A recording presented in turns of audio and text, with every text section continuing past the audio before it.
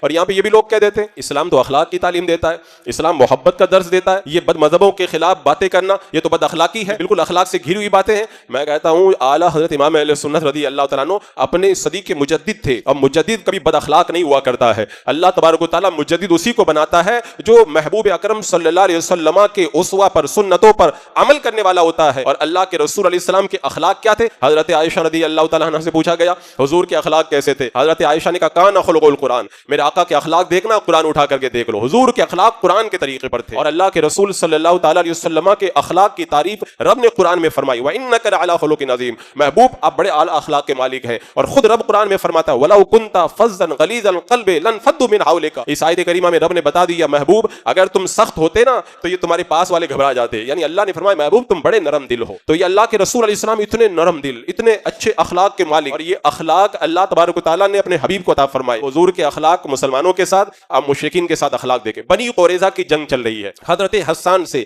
میرے آقا صلی اللہ تعالیٰ علیہ وسلم نے فرمایا مشرکین کی مذمت کرو، ان کی برائی بیان کرو، اس لیے کہ تم ایسا کرو گے تو حضرت جبریل علیہ السلام تمہاری مدد کے لیے آئیں گے۔ یہ اللہ کے رسول علیہ السلام کے اخلاق کے، دین کے دشمنوں کی مذمت کرنا، ان کی برائی کرنا، یہ اللہ کے رسول کے اخلاق میں سے ہے۔ اسی طرح آپ دیکھیں ایک موقع پر اللہ کے رسول علیہ السلام نے فرمایا کہ کافروں کی برائی کو بیان کرو، اس لیے کہ یہ ان کے دل میں تیر سے بھی زیادہ سخت گزرتے ہیں۔ یہ حضور علیہ الصلوۃ والسلام کے اخلاق ہیں۔ اسی طرح میرے آقا علیہ السلام کے اخلاق کو دیکھیں، ایک بار میرے آقا نے حضرت حسان سے فرمایا یہ جو کہہ رہے ہیں نا ان کا جواب دو، تم اگر جواب دو گے جب تک جواب دیتے رہو گے جبریل علیہ السلام تمہاری مدد کرتے رہیں گے۔ یہ اللہ کے رسول علیہ السلام کے اخلاق۔ ایک بار حضرت حسان نے جب مشرکین کی برائی کی نا، میرے آقا نے فرمایا حسان تم نے بھی شفا پائی اور ہم کو بھی تو نے شفا دے دی، یعنی خود بھی شفا پائی اور دوسروں کو بھی شفا دے دی۔ یعنی اگر کوئی بد مذہبوں کی، مشرکین اور کفار کی مذمت اور برائی کرے، میرے آقا فرماتے ہیں وہ شفا پا جاتا ہے، وہ دلوں کو شفا دیتا ہے۔ آج یہ جو شفا والا کام میرے امام نے کیا تو اس کو الزام کے طور پر، تشدد کے طور پر پیش کیا جا رہا ہے، یہ دین سے دوری والی بات ہے۔ آقا فرماتے ہیں بد مذہبوں کو دیکھو تو ترش روی اختیار کرو، یعنی